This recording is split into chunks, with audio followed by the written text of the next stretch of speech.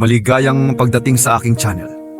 Kung naririnig mo ito, ibig sabihin hindi ka nag-iisa ngayong gabi. Kung biglang lumamig ang iyong hininga at makita mong umuusok ito sa dilim, hindi iyon dahil sa panahon. May kasama ka. Hawakan mo ng mahigpit ang kandila. Huwag mong hayaang mauna silang makakita sa iyo kaysa sa apoy. At kung maramdaman mong may kamay na dahan-dahang humawak sa balikat mo, huwag kang kikilos. Baka pangalan mo ang susunod na isusulat sa lupa. Ako ang tagapagsalaysay. At ngayong gabi, bubuksan natin ang pintong matagal nang nakapinid. Handa ka na ba? Simulan natin ang gabing ayaw nang matapos. Tignan mo kasi, para katulad dun sa hayop na sinasabi ng 3 binatilyo. Mapayat, tapos mahahaba yung mga paa. O ano tanda? Masaya ka na? Natutuwa ka makita akong nagbago nyo? Pues, sulitin mo na. Papatay talaga kitang pakialamero ka. Masasabi mo pa ba yan kung sabay-sabay kami aatake? Mga kasama, sugod!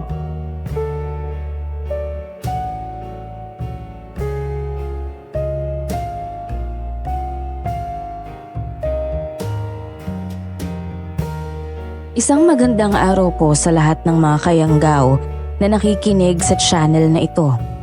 Simula pa noon, fan na talaga ako ng mga kwentong kababalaghan. Kasi ako mismo, may karanasan ding nangyari noong 18 anyos pa lang ako. Upang mas maunawaan ang lahat, ako nga po pala si Angelito at ito ang aking kwento. Bago ko simulan ng storya, huwag kalimutang mag-subscribe bilang suporta sa ating channel.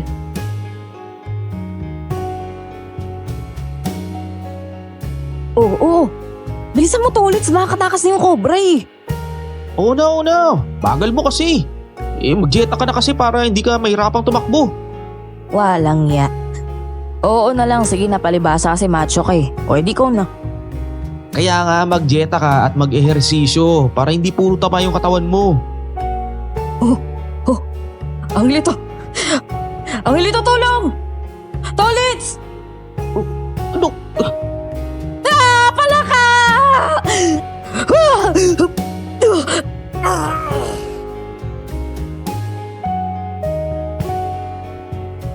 Huli na para makailag ako nang bigla akong dinamba ni Tony. Imbis na buhatin ko siya, pareho pa kaming natumba dahil sa sobrang bigat niya. Napadaing ako at napapikit nang maramdaman kong tumama ang likod ko sa isang tuyong sanga. Pagdilat ko, saktong bumungad ang mukha ni Tony na sobrang lapit. Pareho kami natigilan. Nanlalaki ang mga mata. Nang makahuma ako, agad ko siyang tinulak palayo. Saktan likod ko. Tragis naman oh. Malis ka sa ibabaw ko. Ay naku Tommy, ang bigat-bigat mo. Sorry naman, pasensya na. Kasalanan kasi nung palaka eh. Laki-laki mong tao, takot ko sa palaka. Akala ko ba brusko ka? Nagulat nga lang ako. Ito naman, ayun tuloy, nakawala na yung cobra. Peste. Maghanap na lang tayo ulit. Marami pa naman dyan eh. Oo nga, pero paggabi na eh. Baka hanapin na ako ni Lolo Ingo. Hindi, umuwi na tayo. Baka mamaya may makita pa tayo habang naglalakad pa uwi.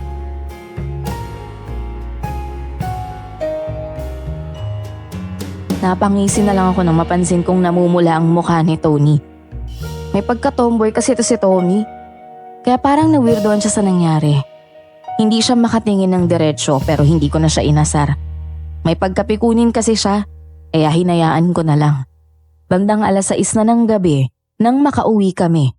Sa kasamaang palad, isa lang ang naiuwi naming cobra dahil nakatakas yung isa.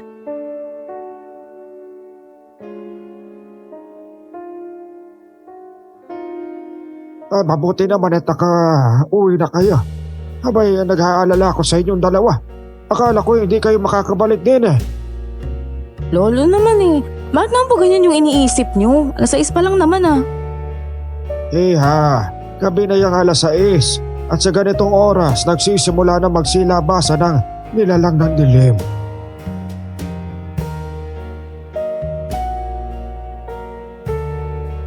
Pareho kaming natahimik ni Tommy. Sa lugar namin nung panahong yon, talamak ang mga kwentong kababalaghan. Pero sa awa ng Diyos, ni minsan hindi pa kami nakakasagupa ng mga nilalang gaya ng laman lupa, engkanto o di kaya aswang.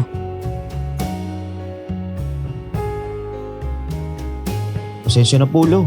Sige po, bukas hindi na po kami magpapaabot ng alas 6. Siya, sige na tumuwi na kayo. Baka hinahanap ka na ng nanay mo o ito ang bayad sa kobrang nahuli ninyo ha. Maraming salamat po, Lolo. Alis na po ako ha. Oh, ingat ka paring Tolits ha. Baka mamaya may makasalubong kang aswang dyan. Loko, ako pa tinakot mo. Ikaw nga itong takot na takot sa kaliit-liitan na palaka eh. O ayan na naman kayo sa asara ninyong dalawa. Sige na, umuwi ka na. Masyado nang madilim sa daan. Ay, may dala ka bang flashlight? Opo, meron po. Mabuti naman. Mag-ingat ka sa pag-uwi mo ha.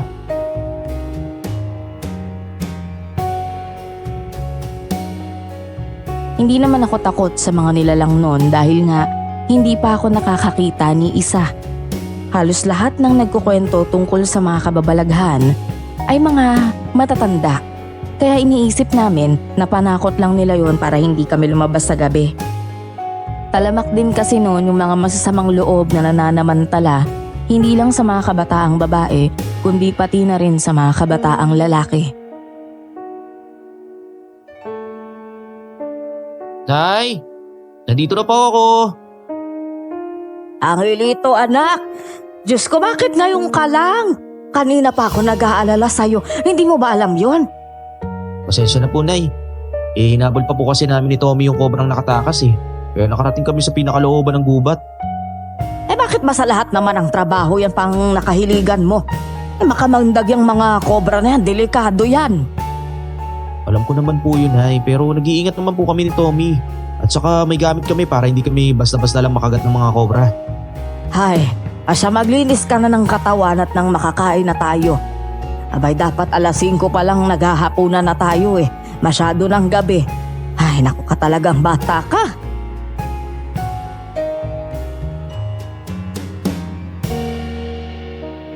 Kaagad akong tumalima sa utos ni nanay. Pagkatapos ay sabay kaming naghapunan. Dahil sa sobrang pagod, mabilis din ako nakatulog. Ngunit kinabukasan, umagang-umaga pa lang, nabulahaw na ang tulog ko dahil sa komosyon sa labas ng bahay.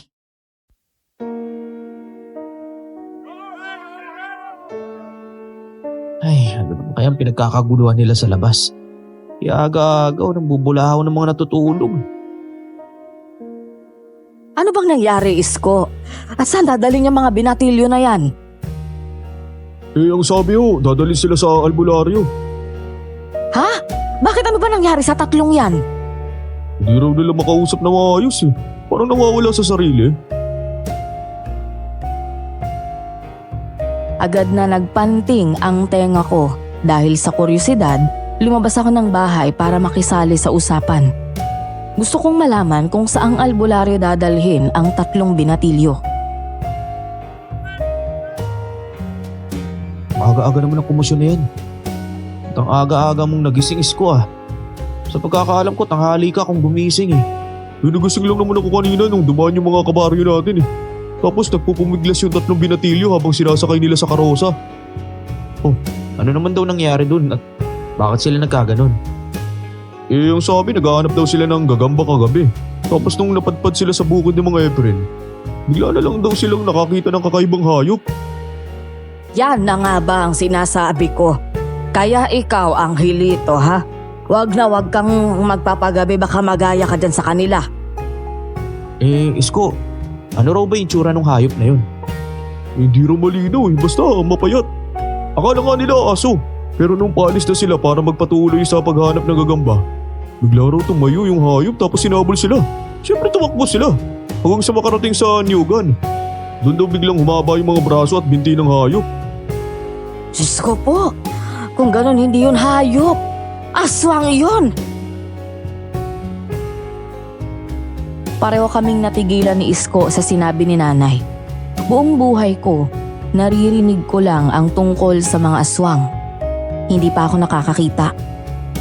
Kahit may kakilala akong nakaranas na nun, Pero ng mga oras na yon, biglang tumindi ang kuryosidad ko tungkol sa tinatawag nilang aswang. Oh, paring Tolits! Paring Tolits! Hindi ata ako narinig. Paring Tolits! Huy! Oh, Tommy! Kanina ka ba nandyan? Hindi, nasa tindahan ako ni Aling Melba kanina nung madaanan mo ko eh. Tinawag kita kaso hindi mo ako narinig. Kasi niisip mo ha, ang lalim niya na. Wala. Sus, wala daw. Sabihin mo na, problema ba yan?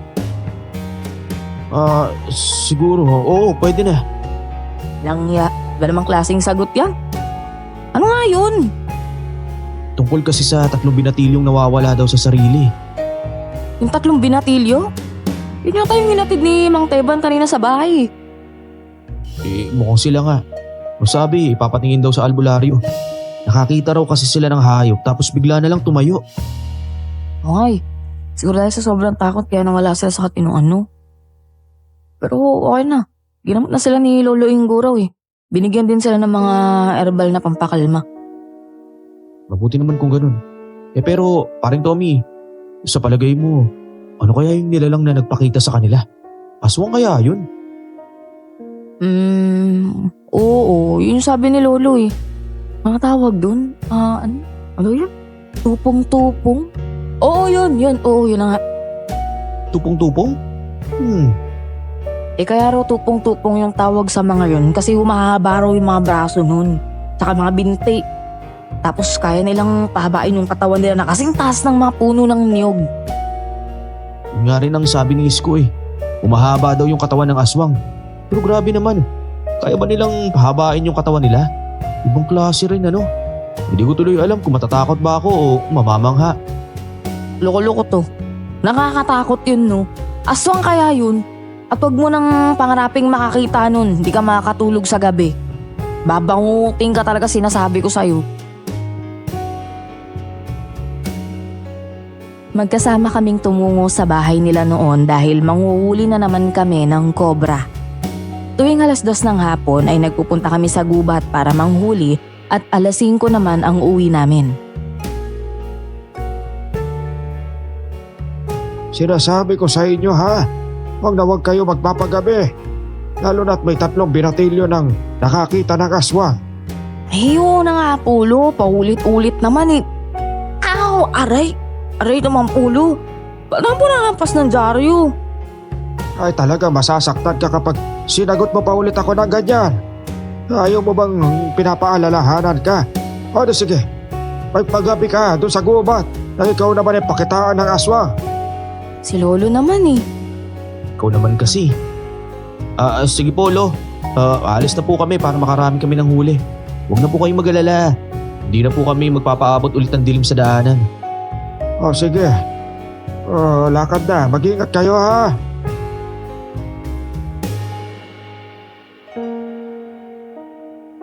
Pagsapit ng 4:00, iisa pa lang ang nauhuli namin ni Tony.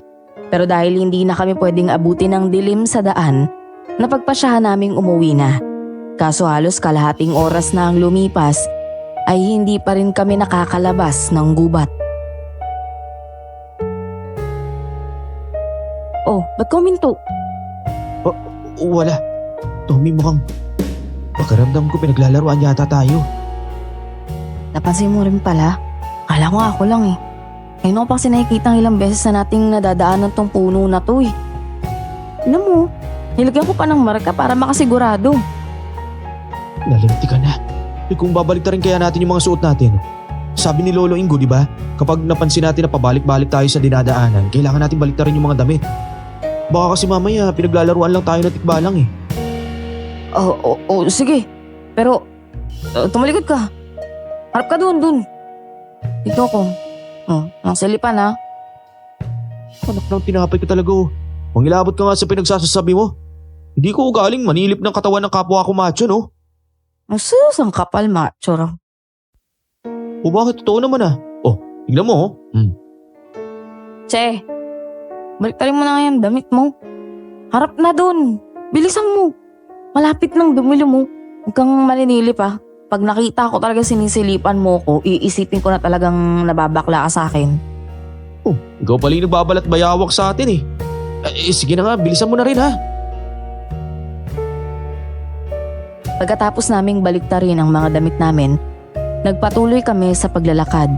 Hindi nagtagal, nakalabas din kami ng gubat. Doon ko napatunayan na totoo ang sinasabi ng matatanda tungkol sa mga nilalang na mahilig makipaglaro sa mga taong naliligaw sa teritoryo nila. Salamat nakalabas din. Alam ko, abutin tayo ng gabe dun sa gubat eh. Akala ko rin eh. Pero bilisan pa natin kasi malayo pa yung lalakarin natin. Malapit na lumubog yung araw. Yari na naman tayo nito kay Lolo Ingo kapag ka nagkataon na mahuli tayo sa pag-uwi.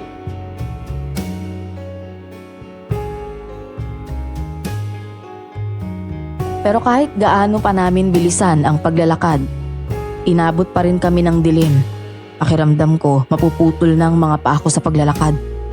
Pero dahil medyo malusog ang pangangatawan ni Tommy noon, wala akong magawa nang sabihin niyang magpahinga na muna kami.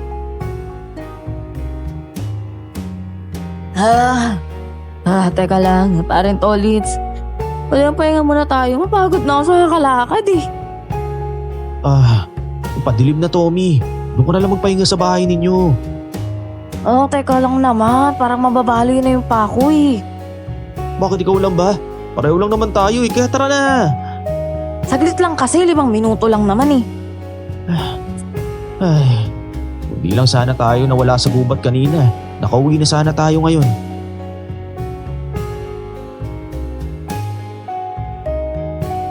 Umupo na lang din ako sa tabi ni Tommy para ipahinga ang mga paa ko. Nang makarinig kami ng mga kaluskos mula sa talahiban. Ilang metro mula sa pwesto namin. Hindi ko na lang pinansin pero kusa akong napatayo nang may tila asong lumabas mula roon. Medyo madilim na kaya hindi ko maaninag ng husto ang itsura nito.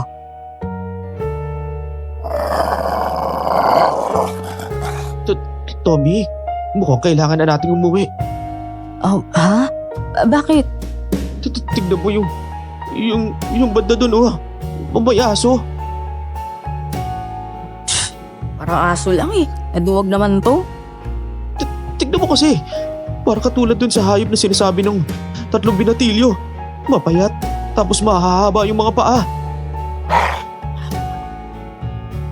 Naniningkit ang mga ni Tommy habang sinisipat ang asong nakatitig sa gawi namin. Maya-maya, tumayo si Tommy. Nanlalaki ang mga mata. Hindi malaman ang sasabihin. Walang iya pre. Parang yun na nga yun. Higa na! Takbo! Takbo! Teka. Hintayin mo ako, Tommy. Bilisan mo pre! Nandyan na! Hindi ko alam kung anong pumasok sa utak ko at lumingon pa ako para tingnan kung nakasunod talaga yung aso. Nang makita kong tumatakbo rin ito, kasunod namin, mas binilisan ko ang pagtakbo. Naunahan ko pa nga si Tommy. Ay! Mabilisan nga talaga! Pare Tolits, teka lang! Hintayin mo ako! Oo, anak ng tinapay naman, uhoy! Huwag mo ako hawakan! Baka mamaya mataba pa tayo pareho sa ginagawa mo eh! Hoy! Hintayin mo nga kasi ako. Dapat nga ako nasa unahan kasi babae nga ako eh. Ano? At babae ka dyan? Ikaw yata yung nababading eh! Tigilan mo nga ako! Bilisan mo na lang yung pagtakbo! Bahala ka dyan, basta dapat sabay tayo. Matadapa tayo, Tommy! Mas naman oh. Ang sakit na tuhod ko sa kasiko ko. Sinabi ko nga sa'yo matatapa tayo eh. Anong nakakatawa dyan? Kasi yung brief mo. Nakabord ang pangalan sa likod, pre. Ano? Anak nung... Sorry na. Hindi ko naman alam na short mo pala yung nakawakan ko eh. Agad akong napatayo para hatakin pataas ng short kong nahilap pala ni Tommy nang madapa kami. Muntik pa naming makalimutan ang tungkol sa humahabol na aso dahil sa nangyari. Nang tumingin kami sa likuran, wala na roon ang aso. Oh, saan na yun? Wala na. Huwag mo na nga hanapin. Buti nga nawala na eh. Paano kung nalapa tayo dahil sa ginawa mo? Hindi patay tayo. Naku naman oh, tara na nga. Hindi tayo nayari sa aso pero mayayari naman tayo kay Lolo Ingo dahil ginabi na naman tayo.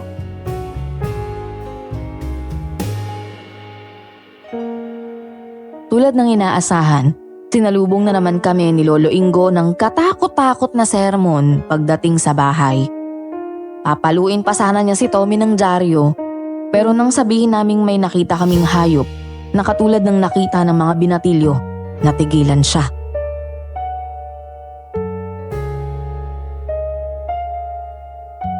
Ano ka mo? Nakita ninyo yung aswang? Hindi naman po namin nasiguro kung aswang nga talaga yun eh. Pero baka ganun na ganun yung itsura na sinasabi ng mga binatilyong nawala sa Katinuan eh. Tsaka nawala po kami sa gubat kaya padilim na nung makalabas kami dun. At napaglaruan pa pala kayo ng mga engkanto at timbala sa gubat. Mabuti na lang. Hindi kayo hinabol ng aso hanggang dito. Mayari sana yan sa akin. Buti nga po kusa rin siyang umalis eh. Akala talaga namin ni paring Tommy katapusan na namin. Nadapa pa nga kami nung hinahabol kami ng hayop na yun eh. Ay nako. Mabuti na lang at hindi kayo napano. Kayo talaga mga bata kayo, oo. Oo nga po eh. Paglingon namin bigla na lang nawala eh. Natakot yata sa brief ni paring Tolits na may burda. Uy! Ikaw talagang tumasita ka. Makaalis na nga rito. Pang-asar ka lang eh.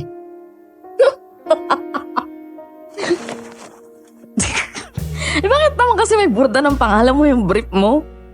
Natakot ka bang may kumuha niyan? Hindi naman papatusin niya kasi maluwag na. Buti na lang, di sumama kanina yung nahila ko yung shorts mo eh. Talaga. Hoy Tomasita, ikaw talaga bata ka. Kung mga asar ka lang kaya ang hilito, akala mo, hindi butas-butas yung pangibaba mo. Sa linggo, pumunta kayo sa bayan, mabili nga kayo ng mga bago ninyong panloob. Abay, nagdadalagat binata na kayo. Hindi dapat nagtitiis sa ganyang panloob, hoy. Oh, grabe naman to si Lolo. Tinawag na nga akong Tomasita. Sinabi pang dalaga ako.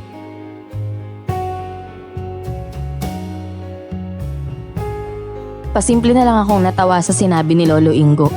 Ayaw na ayaw kasi ni Tommy na tinatawag siya sa totoong pangalan niya. At mas lalong ayaw niyang tinatawag siyang dalaga. Pag uwi ko naman sa bahay, sermon din ang sinalubong sa akin ni nanay. Angelito, ginabi ka na naman. Ikaw talagang bata ka, wala ka ng kadala-dala. Gusto mo ba talagang mapahamak? Pasensya na po. May nangyari lang ho kasi kaya ginabi kami ng uwi ni Tommy. Nangyari? Totoo ba yan o gumagawa ka na naman ng rason para hindi matuloy ang galit ko? Totoo po, Nay. Kahit itanong niyo pa po kay Tommy kung ano talaga nangyari sa amin kanina. Pareho lang po yung sasagot namin. O sige na, sabihin mo sa akin kung bakit ginabi kayo ulit ng uwi. At ayusin mo yung sagot mo ha. Tatandaan ko bawat salitang lumalabas sa bibig mo. Kapag tinanong ko si Tommy at iba ang sagot niya, malilintikan ka talaga sa akin.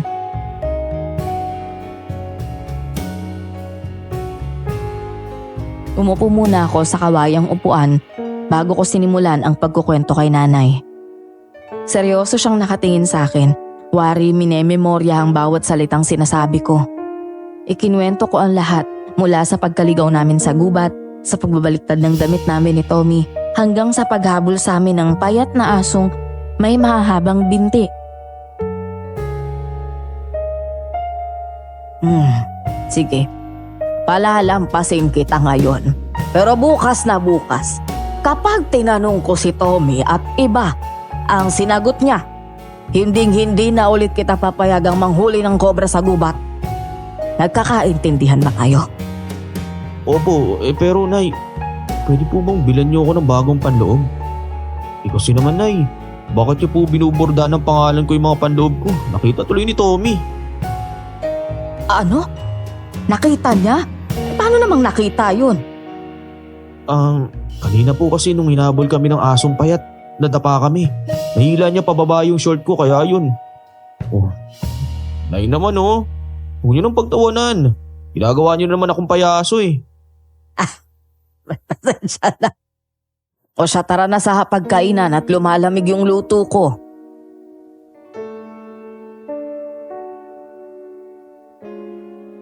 Kinabukasan, balitang-balita na naman sa buong baryo ang bangkay ng isang lalaking nasa edad 30 na nakita sa bukid ni Mang Efren. Dahil sa kuryosidad, nagpaalam ako kay nanay na bibili lang ng pandesal. Pero ang totoo, balak kong puntahan ang lugar kung saan nila nakita ang bangkay. Pagkarating ko, maraming taong nagkukumpulan. Nakikisiksik na lang ako para makita ko kung ano ba talagang nangyayari.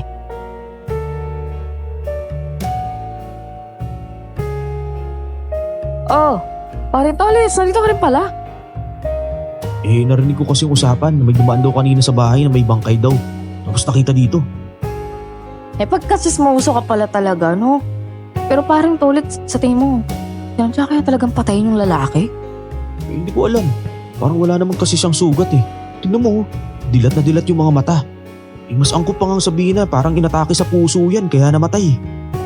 Sabagay, tama ka rin eh. Pwede rin namang nadula siya habang pauwi dahil sa kalasingan.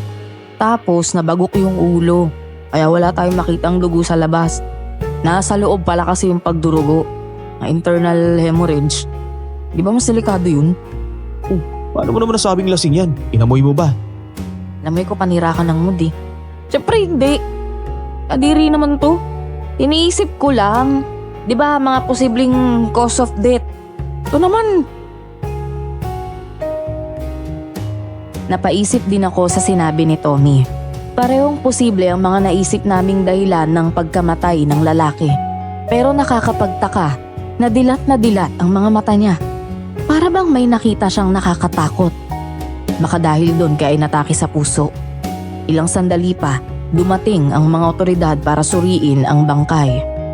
Ngunit naagaw ang atensyon ko ng isang dalagang nakatanaw sa gawi namin mula sa di kalayuan. Pare Tolits! Hoy!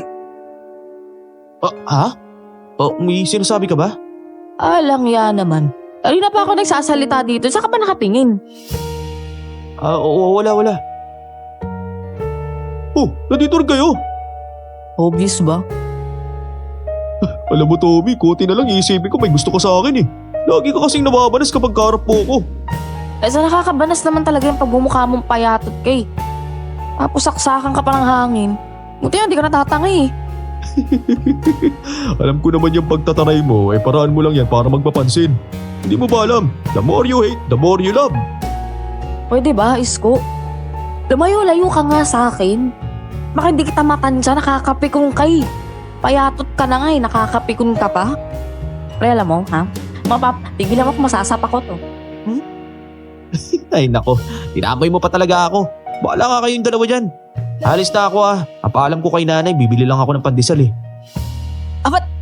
Huy, sama ako! Bahala ka dyan.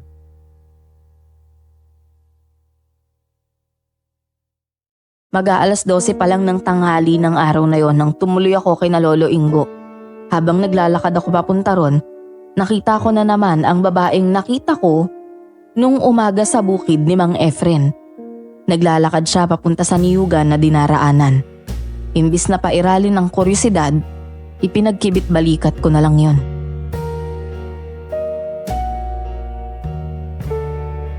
Ay, parang Tolit, sa aga mo naman.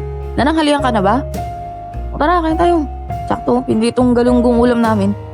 O di ba paborito mo to? Naks, alam na alam Syempre. Ito naman, uugin pa lang tayo nun. Kaibigan na tayo eh. Baliw, anong uhugin ka dyan? Ikaw lang yun hoy. Siya, makikikain na ako rito sabi nga nila, masamang tanggihan ng grasya. Nga pala, nasa si Lolo Ingo. Doon sa likod ng bahay. Teka lang, tawagin ko para makakain na tayo.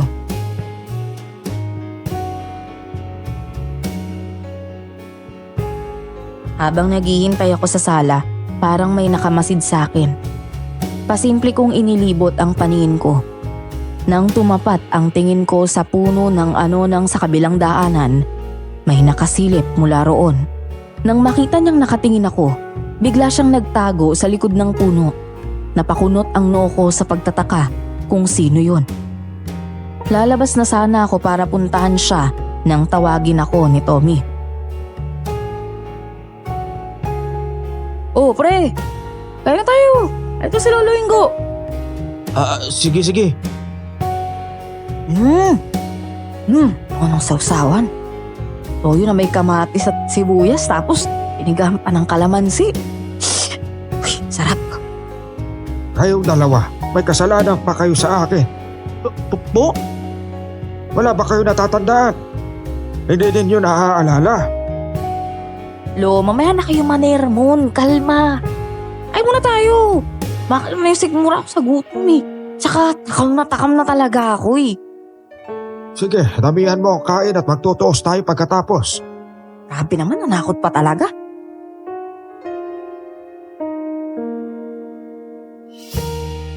Pagkatapos naming kumain, saka kami muling tinanong ni Lolo Ingo tungkol sa kasalanan kuno namin. Napapikit ako ng mariin nang maalala ko ang sako na pinaglagyan namin ng kobra kahapon. Sa sobrang pagkataranta, hindi na namin naalala pang dalhin yon dahil mas inuna naming makatakas mula sa payat na asong humahabol sa amin.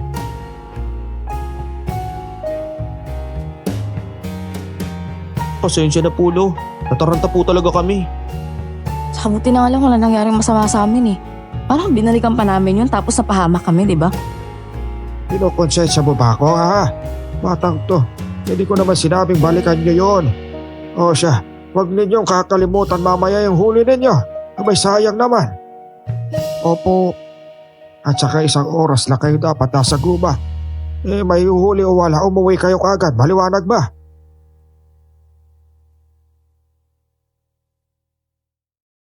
Sinunod namin ang bili ni Lolo Ingo. Mabuti na lang nadaanan pa namin yung sako na may lamang kobra sa lugar kung saan kami nagpahinga. Kaya kahit wala kaming bagong huli ng araw na yon, may naiuwi pa rin kami kay Lolo. At habang naglalakad kami pa uwi, may naramdaman na naman akong nakamasid at sumusunod sa amin. Pasimple akong nagkunwaring natisod para magkarason akong lumingon at tingnan kung sinong sumusunod. Aray! Oh, ayos ka lang? May kasi sa dinaraanan mo. Pagod na kasi ako eh. Pareho lang naman tayong pagod ah. Ala, nalinti ka na. Oh, bakit? Nabigtas yung tsinelas ko. Ay, naku naman oh. Bumili ka na kasi ng bago, pudpud na yan oh. Uy, pudpud lang to no, hindi pa butas. Di bali na nga, ayusin ko na lang to sa bahay. Lalagyan ko na lang siguro ng alambre.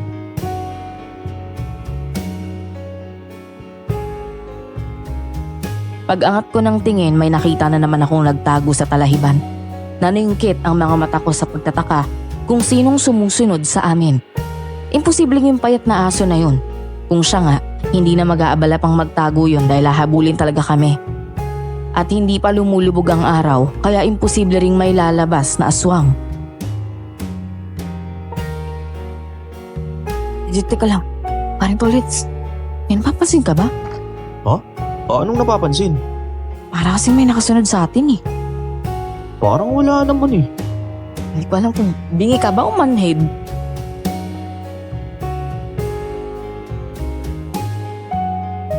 Hindi ko na lang pinansin ang sinabi niya at binilisan ko na ang paglalakad. Ayokong dagdagan pa ang takot niya, kaya nagkunwari akong walang nararamdaman. Isa pa, hindi pa naman lumalatag ang dilim kaya panatag ang loob kong hindi aswang ang nakasunod sa amin. O mabuti maaga kayo nakauwi. O kumusta? Nakarami ba kayo ng huli? Paano naman mo kami makakarami? 1 oras lang binigay niyo sa amin. Ang totoo po, wala po kaming huli ngayon. Pero ito po yung naiwan namin kahapon. Mabuti na lang nadaanan pa namin kaya may nauwi kami kahit papano. Ayos na to. Ang mahalaga naman may nauwi kayo eh. Pero Lo, paano nyo nga pala ginagamit yung dugo ng kobra sa panggagamot? Bakit? May plano ka bang manggamot? Ako? Wala, hindi po. Nagtatanong lang ako kasi curious lang po ako. Maraming sakit ang kaya pagkilingin at dugo ng kobra. Iyo, tulad ng sakit sa balat o kaya sugat. Panlaban din ito sa laso na kagat ng ahas. Meron din namang ginagawa itong pampalakas sa katawan. Pero may iba pa akong pinaggagamitan ito. At yun ang hindi ko maaaring sabihin sa'yo.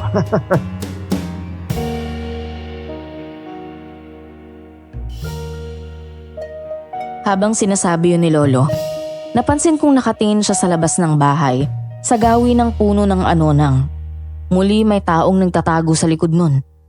Hindi ko alam kung may hinala ba si Lolo Ingo, kung sinong nararamdaman niya, kaya hindi na niya sinabi sa akin kung saan pa niya ginagamit ang dugo ng kobra.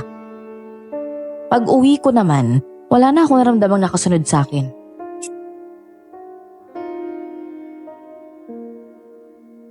Hindi kaya si Tommy talagang sinusundan ng taong yun? Ay, sumusunod lang naman siya kapag kasama ko si Tommy. Hoy! Ay, kakagulat naman to. Bakit ka ba nang gugulat? Pasensya na. Nagsasalita ka kasi mag-isa dyan eh. O baka mamaya may nakikita ka dyan hindi ko nakikita. Ano? O nakakakita ka na rin ng engkanto? Ano? Engkanto ka dyan. Uy, bawal ko bang kausapin yung sarili ko ha? Uy naku, weirdo mo talaga. Bukod sa bordado ng pangalan mo yung brief mo, nagsasalita ka pa ng mag-isa. Ano? Paano mo nalaman na may borda yung brief mo? Secret. Kausapin mo ulit yung sarili mo. Uy! Anak na tinapay talaga oh. Miss talaga yun. Sige, tumakbo ka. Wala pa ka sana.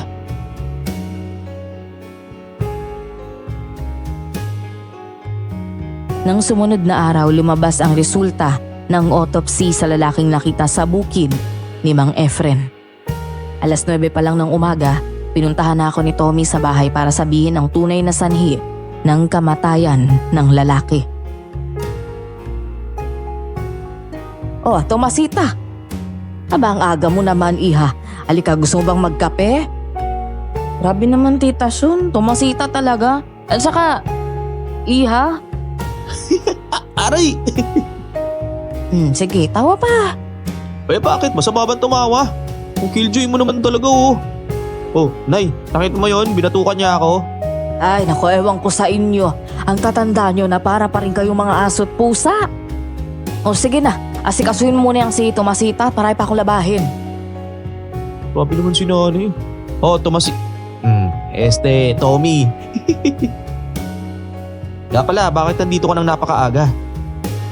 Kasi lumabas na yung autopsy report eh. Ang sabi raw, wala na raw yung mga laman loob ng lalaki. Nakakapagtaka, di ba? Ano? Wala nang laman loob? Teka, paano naman nangyari yun? Wala namang nakitang sugat sa kanya, di ba? Yun na nga eh. Saka wala rin kahit anong bakas ng tahi sa katawan niya. Ni katiting na sugat, wala. Eh, paano naman nawala yung laman loob nun kung ganun? Teka, alam na ba to ni Lolo Ingo? Oo, pinatawag siya ng pamilya ng lalaki. Naniniwala sila na baka hindi talaga yung katawan ng anak niya, kaya wala yung mga laman loob. Ano ibig mo sabihin hindi yun ang katawan ng lalaki? Ha? Hindi mo alam?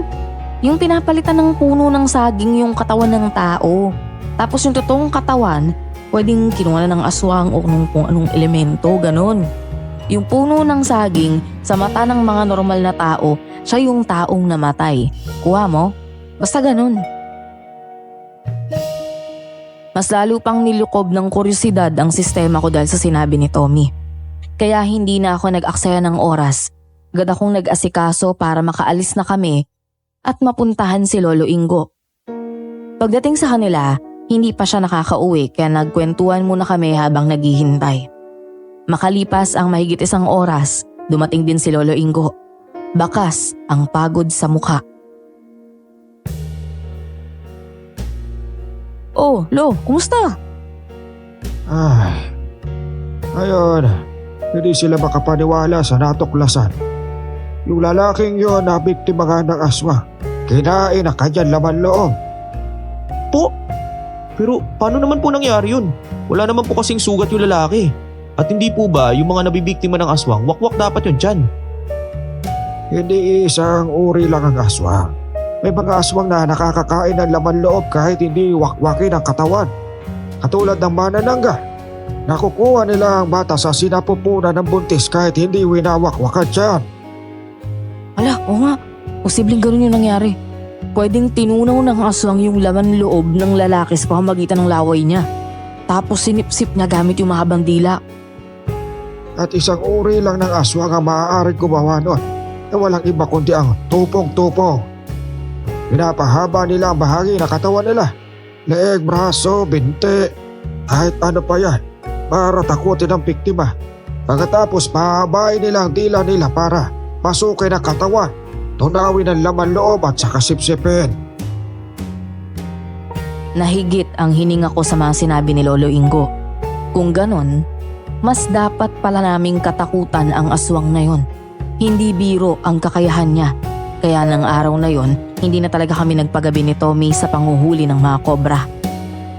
Mabuti na nga lang at nakatatlo kami pagkalipas ng mahigit 1 oras sa gubat. Lumipas pa ang ilang araw at wala nang napabalitang na biktima ng aswang sa lugar namin. Pero nang pumunta ako kina Tommy isang Sabado, nagtaka ako nang makitang kinukumpuni nila yung bubong para bang binaklas ng malakas na bagyo. Maging ang dingding ng bahay ay parang kinayod ng matalim na bagay. Nung nangyari sa bubong ninyo, Lolo Ingo? At saka ano to? Bakit parang may mga kalmot dito sa dingding ng bahay ninyo? Ay sumalakay kasi sa amin kagabi. Maaari mo ba tulungan si Tommy sa bubong? Kanina pa kasi sa akyat manaog eh. Alam mo naman ang kaibigan mo niya takot sa matataas. Grabe naman po. Sige po, wala pong problema. Oy, paring Tommy! Baba ka na raw dyan, sabi ni Lolo Ingo. Baka imbis na umaayos, lalo pang masira dahil sa kabigatan mo. Ba't nakuha pa talaga nitong mga asar no? Lo, ano pala yung sumalakay sa inyo kagabi? Huwag niyo sabihin aswang ha. Gano'n na nga. Aswang nga iyo. Natigilan ako sa sinabi ni Lolo Ingo. Unang pumasok sa isip ko, yung taong nagmamanman sa bahay nila simula pa nun. Alam kong masama ang mambintang, pero kahit sino naman iisipin ng ganon. Lalo na't mukhang siya lang ang may balak sa kanila. Pero Lo, bakit naman po kayo susuguri ng aswang na yun? Posible kayang yung sumalakay sa inyo kagabi, siya rin yung pumapatay dun sa mga lalaking nabibiktima dito ng mga nakaraan. Posible. Marahil kaya siya sumugod ay para maghatid ng isang mensahe. Mensahe? Ngunit imbes na sagutin ang tanong ko, marahan lang siyang napabugahan ng hininga, saka inabot sa akin ng panali at alambre. Hindi ko na siya kinulit pa at umakyat na lang sa bubungan gamit ang hagdan para kumpunihin ang sira. Hindi naman mahirap yon dahil nipa lang ang bubong nila at papalitan lang ang ilang nakalbong piraso. Pero hindi lang pala doon nagtatapos ang pag-atake ng aswang kina Lolo Ingo. Pagkalipas ng ilang araw, nadatnan ko ulit na sira na naman ang bahay nila. Mukhang hindi na talaga ako tatantanan ng aswang na yon. Kaya kayo dalawa mag-iingat kayo palagi. Hindi ko rin kayo pwede patigilan sa pagkuha ng mga kobra dahil napakahalaga na paggagamit ako ng dugo nun. Lalo pat mukhang may ibang binabalak ang tupong-tupong na yon. Pero mukhang di na tayo ligtas dito sa bahay, Lo. Tama po si Tommy, Lo. Ano kaya kung dun muna kayo sa amin? Sigurado akong ayos lang kay nanay kung makikituloy muna kayo. Gustuhin ko man iho pero hindi pwede. Mahalaga ang obligasyon ko na hindi ko kayang pabayaan. Na huwag kayong mag-alala kahit ilang beses pa niyang sirain ang bahay namin. Hindi pa rin siya makakapasok dito dahil sa proteksyong inilagay ko. Hanggang isang gabi, may narinig akong kumusyon sa labas ng bahay. Pagsilip ko sa bintana, nakita ko ang mga taong may bitbit na mga sulo at pinatulis na kawayan. Ang iba naman may dalang mga itak, punyal at buntot pagi.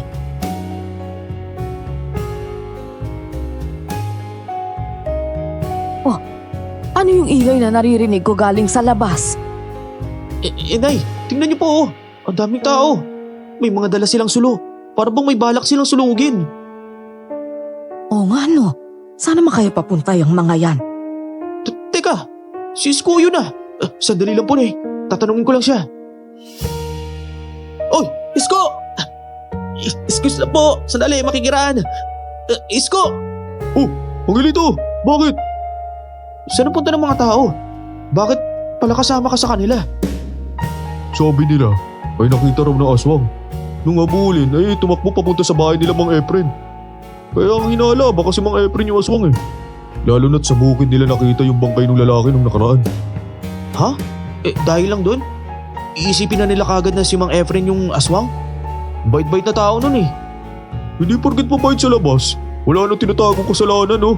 Malay mo, nagpapakitang tao lang yun para hindi pa ginalaan. O sige na, alis na kami. Papasok na sana ako sa bahay nang mapakunot ang noo ko sa napansin ko kay Isko. Pero nang tawagin ako ni nanay, binaliwala ko na lang at pumasok. Kinabukasan, maaga pa lang kumalat na ang balita sa buong baryo. Si Mang Efren daw ang aswang. Mas lalo pa raw itong napatunayan nang malamang wala na siya sa bahay. Hinala nila, umalis na para hindi masukol ng mga tao.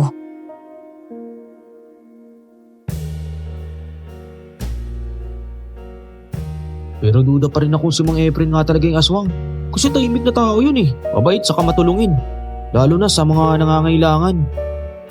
Kaso kahit ano pang sabihin mo, buo na sa isip ng mga tao na siya ngayong aswang. Ang makakapagbago lang nun ay kung may iba pang taong mapagbalingan ng paratang. Teka, uy, ayun, may cobra dun! Tara bilis, mukhang swerte tayo ngayon ah. Pangapat na yun kung mauuli natin.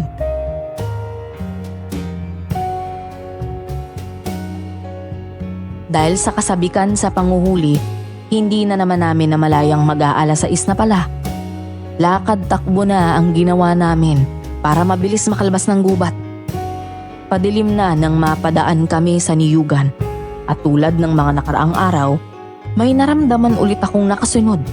Paglingon ko, nandun na naman ang isang asong payat, nakatunghay sa direksyon namin.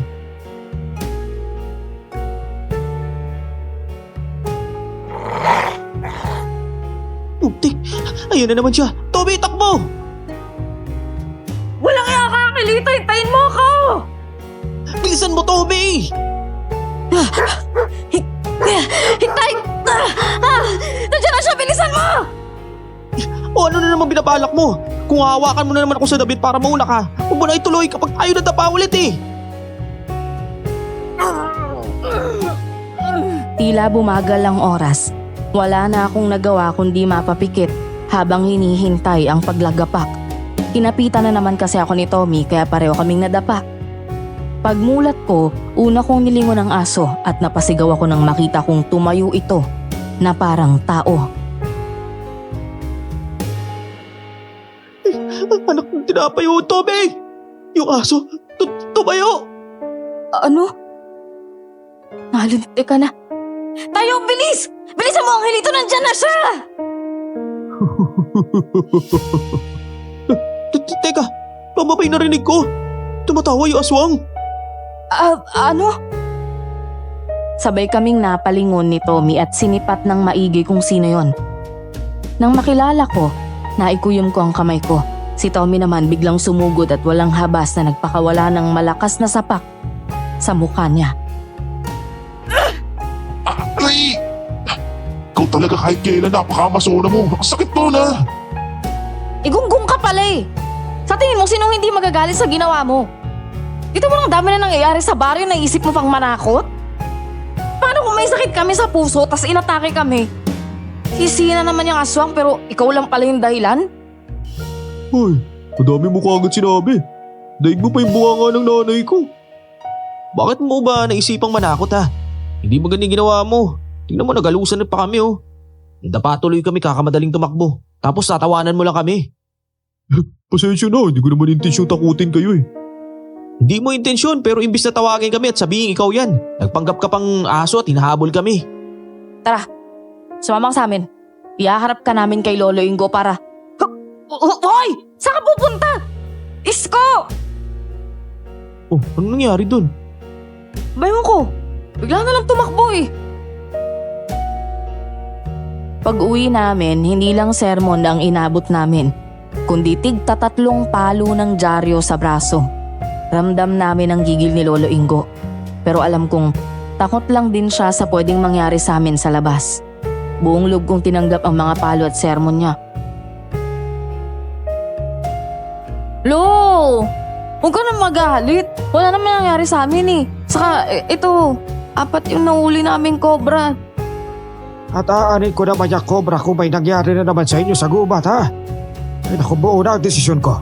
Huli na tong panguhuli ninyo. Ibang tao na lang uutusan ko manghuli. Pero Lo, sayang naman po kasi yung bayad eh. Kailangan ko po yun para makatulong kay nanay sa gustusin sa bahay. Kahit hindi kalaki yan, malaking tulong po yun. Pero hindi mababayaran ng barya-barya ang buhay mo, ang hilito. Sige na, umuwi ka na. O, ito ang bayad. Dinagdagan ko na yan para huli na rin naman na to eh. Aaminin kong nalungkot ako sa desisyong yun ni Lolo Ingo. Pero naiintindihan ko ang pinanggagalingan niya. Habang pauwi ako, nakita kong muli ang babaeng namataan ko noon sa bukid ni Mang Efren. Mabilis siyang tumakbo papasalubong sa akin. Sa likuran niya, may mga taong may dalang sulo at pinatulis na kawayan. Para bang tinutugis siya. Nang makita niya ako, nilapitan niya ako tinawakan sa braso na ikinagulat ko.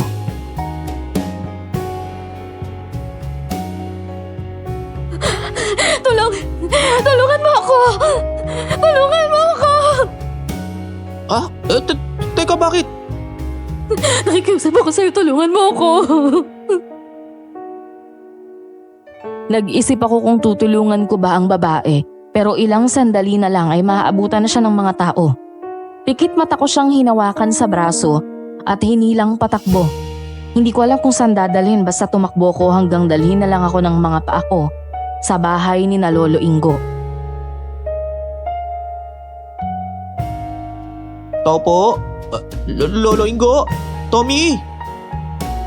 Oh, Tomasita, apo. Ba't parang boses na ang hilito yun, ha? Pakibuksan nga ang pinto. Po? Ayoko nga. Kanina pa umuwi si paring Tolits. Baka mamaya aswang yan na nagpapanggap lang at ginagaya yung boses niya eh. Ba't ano akala mo sa akin? Papahama kita. Si Angelito yan nasa labas, sigurado ako. At saka hindi naman kumukulo tong lakis ko eh. Hindi aswang yan. Sige na, pagbuksan mo na. Pagkabukas ni Tommy ng pinto, pumasok ako habang hawak ang babae sa braso. Nanlaki ang mga mata niya. Itinuro pa ang babae. Tapos binalingan ako at hinampas sa balikat. Aray ko naman, Tommy. Ba't ka nangahampas? Hoy, ikaw pa rin Tolit, sino yung kasama mo ha? Huwag mo sabihin, nobya mo yan at tinatanan mo na ha. Kaya kayo nandito para magtago. Ano? Tommy naman, parang hindi mo ako kilala. Wala akong nobya, no? Tsaka, hindi ko rin kilala tong babae. Eh, ba't mo dinala yan dito? Oh, teka. Sino yung kasama mo? Uy, ano nga ulit pangalan mo? Magandang gabi ho. Ako si Carlota. Carlota. Parang pamilyar ang pangalan, ha? Anak po ako ni Efren. Yung pinaghihinala ang aswang ng mga taga-baryo. Hindi ako makapaniwala. Akala ko mag-isa lang si Mang Efren sa buhay. Noon ko lang din nakita ang babae, kaya wala akong ideya na anak pala siya ni Mang Efren. Kung ganun, kaya kanila hinabol dahil alam nilang anak ka ni Mang Efren? Ganun na nga. Eh bakit hindi mo man lang alam na anak ka pala ni Mang Efren? Hindi naman po talaga ako nakatira dito eh. Simula nang maghiwalay yung mga magulang ko, hindi ko na nakakasama si tatay. Kaya ako nandito para pumuslit at makasama siya. Eh bakit nakita kitang papunta sa gawin ng gubat nung nakaraan? May ginawang kubo si tatay sa dulo nun at dun siya nagtatago. Pauwi na po sana ako nang makita ko ng mga tao eh. Ngayon hinahabol na nila ako. Naniniwala akong hindi kayo aswang. May hinala ako kung sino siya. Kaya lang hindi ako pwedeng magpadalos-dalos. Wala pa akong sapat na pruweba. Pero gumagawa na ako ng paraan para masukol siya. Kapag nangyari yun, maaabswelto na kayo ng tatay mo. Ilang sandali pa, narinig namin ang ingay ng mga taong tumutugis kay Carlota. May isang mama ang pumatok. Nagtanong kung nakita raw ba namin ang babaeng aswang.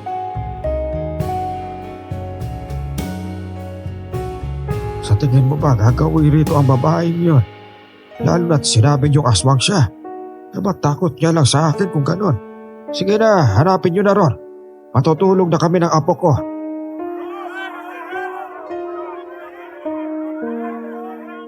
Pare Tolits, nakita mo rin ba si Isko? Oo, simula pa nung nakaraan, lagi ko siyang nakikitang kasama ng mga taong tumutugis sa mga pinaghihinalaan nilang aswang eh. Tapang-tapangan talaga yung payatot na yun kahit kailan.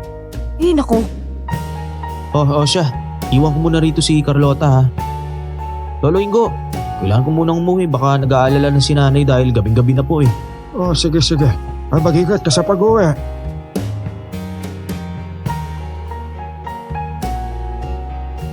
sa tansya ko, nasa 8:00 na ng gabing yon. Kaya binilisan ko ang paglalakad. Bigla akong napatigil nang makita ko ang isang hayop. Asong payat, mahabang bias at namumulang mga mata na animoy umiilaw sa dilim. Nilukob ng takot ang dibdib ko. Sigurado kong hindi lang yun ordinaryong aso.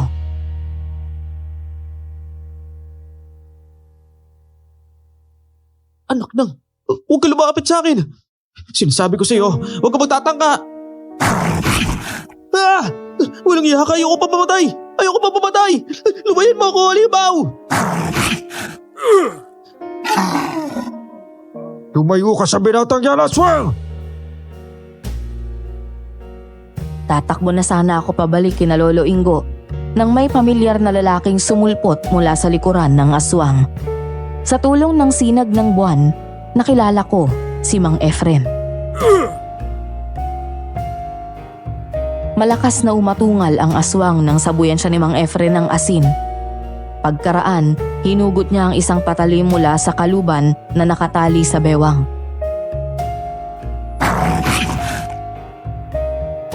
Mang Efren? Pasalamat ka, tabutan kita. Dahil kung hindi ako dumatay, baka natulad ka na sa lalaki na tagpo ang patay sa bukirin ko. Grabe naman ho kayo. Natatakot na nga ako. Lalo niyo pa akong tinatakot. Yan ang isa sa pagkakamali mo. Sa ganitong sitwasyon, hindi dapat pinapairal mo ang takot.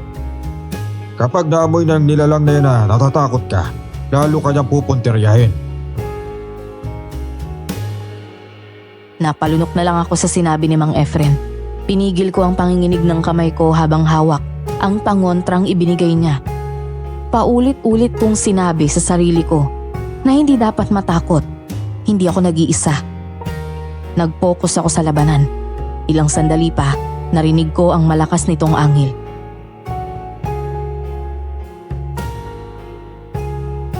Maganda ka, iho. Payat lang yan pero malakas rin yan. Teka. Mang Efren, tumatakas siya. Ano pang hinihintay mo? Habulin na natin! Ano ba itong pinasok ko? Wala na akong nagawa kundi sundan si Mang Efren at yung nilalang. Pagdating sa niyugan, bigla na lang naglaho ang aswang. Madilim. Ang tanging tanglaw namin ay ang malamlam na sinag ng buwan. Hindi talaga namin nahanap ang nilalang.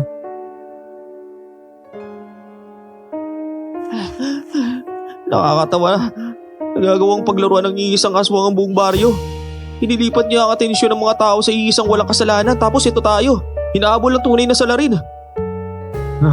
Tuso talaga ang mga aswang na kagaya nila. Alam ko na po ang totoo. Una pa lang, hindi ako naniniwalang aswang kayo eh.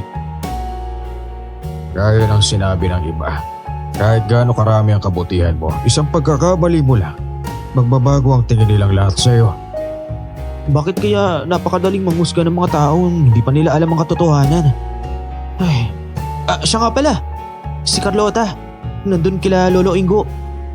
Si Carlota? Bakit naman? Nasalubong ko siya kanina eh. Pinahabol siya ng mga tao kaya dinala namin siya dun kila Lolo Ingo. Imbis na hanapin ang aswang, nagpasya na lang kaming magtungo kina Lolo Ingo. Marahil kapag nakita ng mga tao na kasama ni Mang Efren ang matandang albularyo, hindi na nila ito paghinalaan at maibabaling na ang atensyon sa tunay na aswang. Sakto namang nasa tapat na kami ng bahay ni na Lolo Ingo nang masalubong ang mga taong naghahabol kay Carlota. Pagkakita nila sa amin, nagsitakbuhan silang palapit.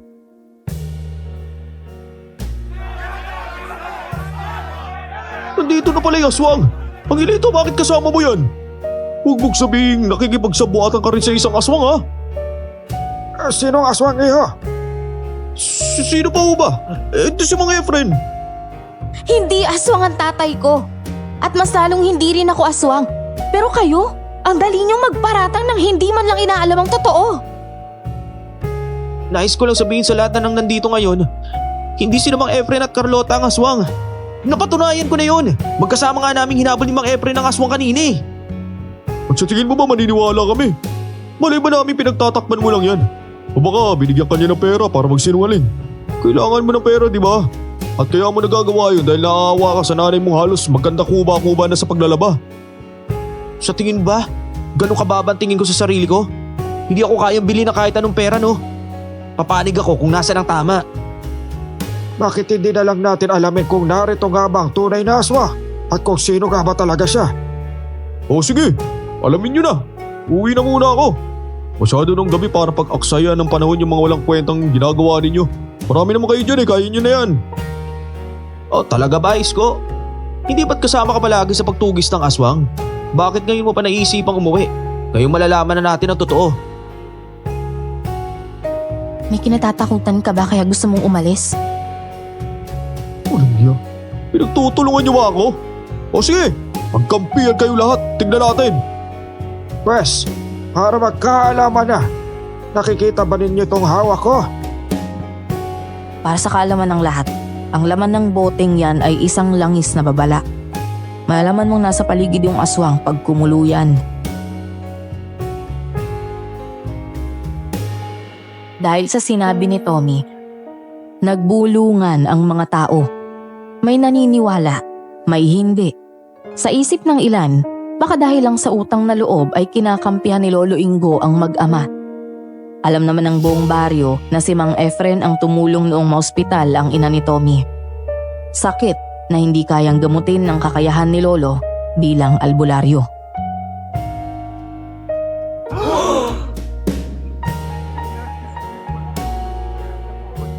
Ngayon alam na natin na may isa lang sa atin ang aswang para mas mapatunayan kung sino siya.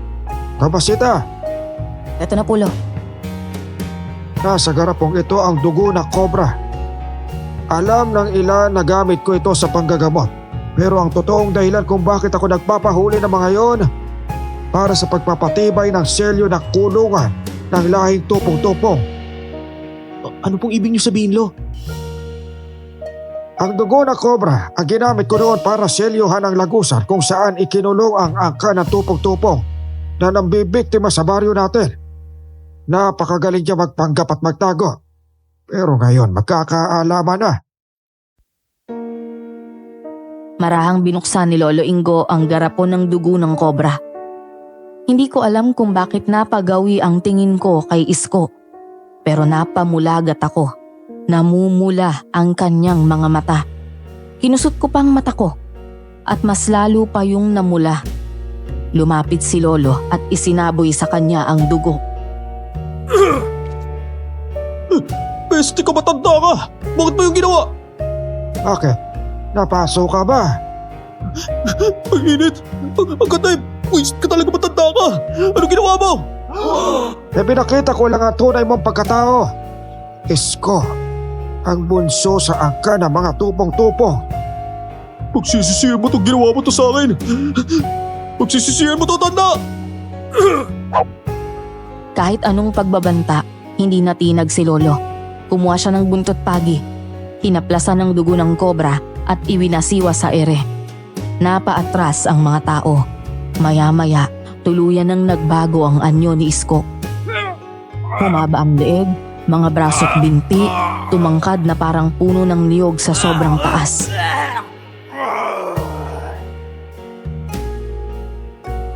O ano tanda?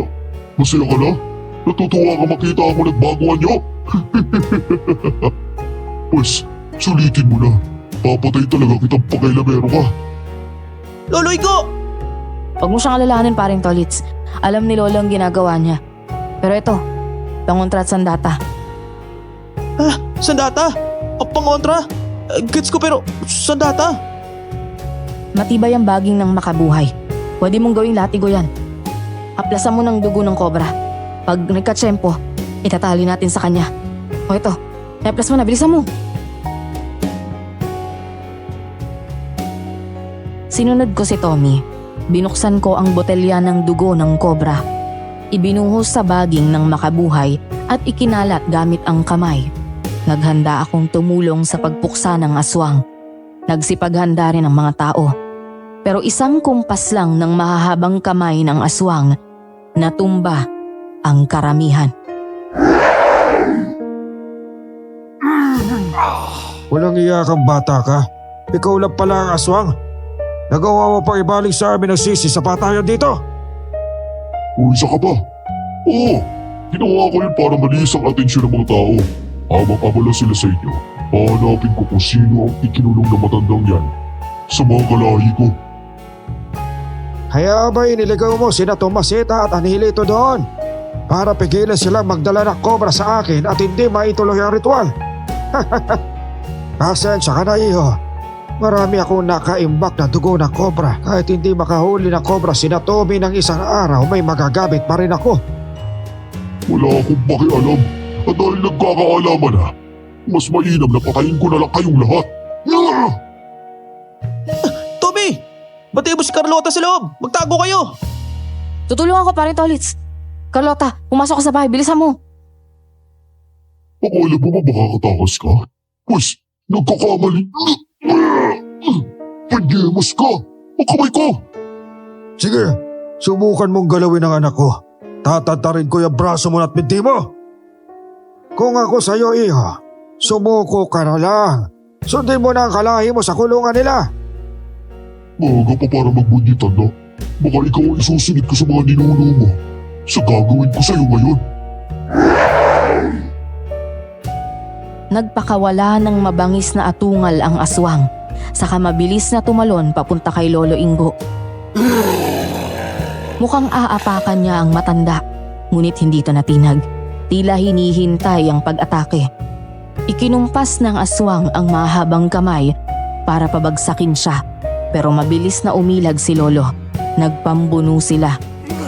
Habang nalilingat ang aswang, umuslit ako papunta sa kanyang likuran. Paring Tolits, mag-ingat ka. Huwag ka maingay, Tommy. Tingnan natin kung anong epekto ng bagay na makabuhay na may dugo ng kobra sa'yo, aswang. Etong sa'yo! Ah! Walang iyahangin ito. Isa ka ba? Bisit, nadali yung binti ko. Ano pala naman ang bagay mo sa mahaba kong braso?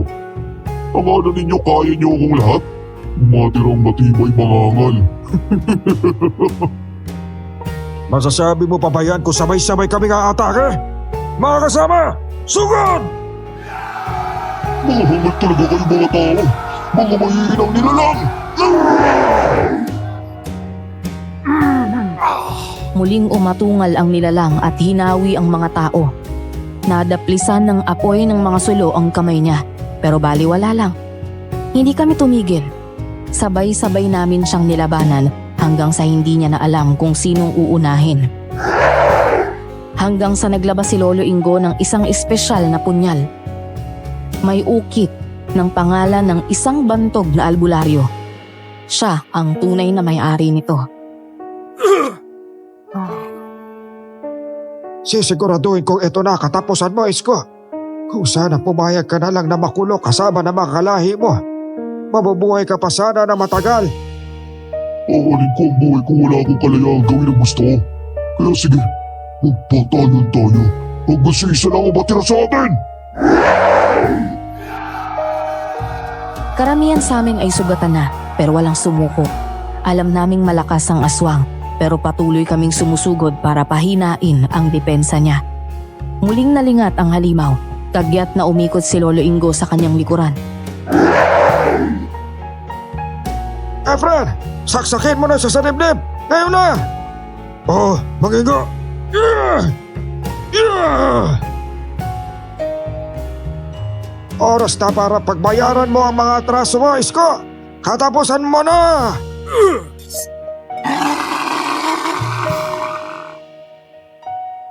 Sugatan na rin si Isko, kaya humina ang kilos. Mabilis na nilaslas ni Lolo Ingo ang mga binti ng aswang. Sumirit ang dugo at napaluhod ito. Nagkaroon ng pagkakataon si Mang Efren. Sinaksak niya ang dibdib ng halimaw.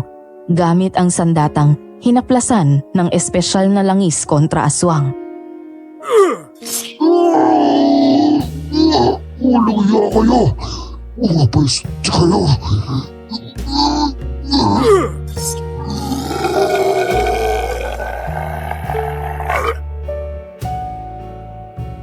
Ang mga masasamang aswang na kagaya mo, kailangan puksain. Hindi kayo nararapat sa mundong ito. Sa wakas, natapos na. Malaya na kami ng anak ko. Makakabalik na rin ako sa buhay ko. Nang hihina man, hindi nakalimot ang mga taong humingi ng tawad kina Mang Efren at Carlota. Dahil sa maling paratang, lalo na't muntik pang malagay sa panganib ang buhay ng inosenteng dalagang, nais lang naman ay makasama ang kanyang ama. Grabe! Alay mo yun? Si Isko pala talaga yung aswang. Kaya pala kapag nakikita natin yung aso, biglang nawawala tapos saka siya susulpot eh. Kaya pala, alam din niya na may burda yung salawal ko. Siya talaga yung humabol sa atin noon. Oh, si Carlota yun ah. Saan? Asus! Crush mo no? Ano? Hindi ah. Hindi ba pwedeng gusto ko lang makipagkaibigan sa kanya? Nagsasawa na kasi ako sa pagmumukha mo eh. Ah, ganun. Nagsasawa. Eh kung kutusan kaya kita ha? Ka nga rito. Tigil ako sa'yo eh. Ayoko nga. Ano ba? Kung kailan napaka-amasonan mo na eh. Hanggang dito muna ang ating kwento. Ngunit hindi rito nagtatapos ang gabi. Huwag mong hanapin. Ang mga bagay na nagmamasid ay mas masipag maghanap kaysa sayo. Ngayon, isara natin ang aklat, ngunit huwag ang pakiramdam.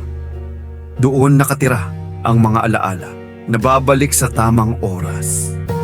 Ako ang tagapagsalaysay. Magpapahinga ako, pero mananatili ang bantay sa dilim, paalam at makita kang muli.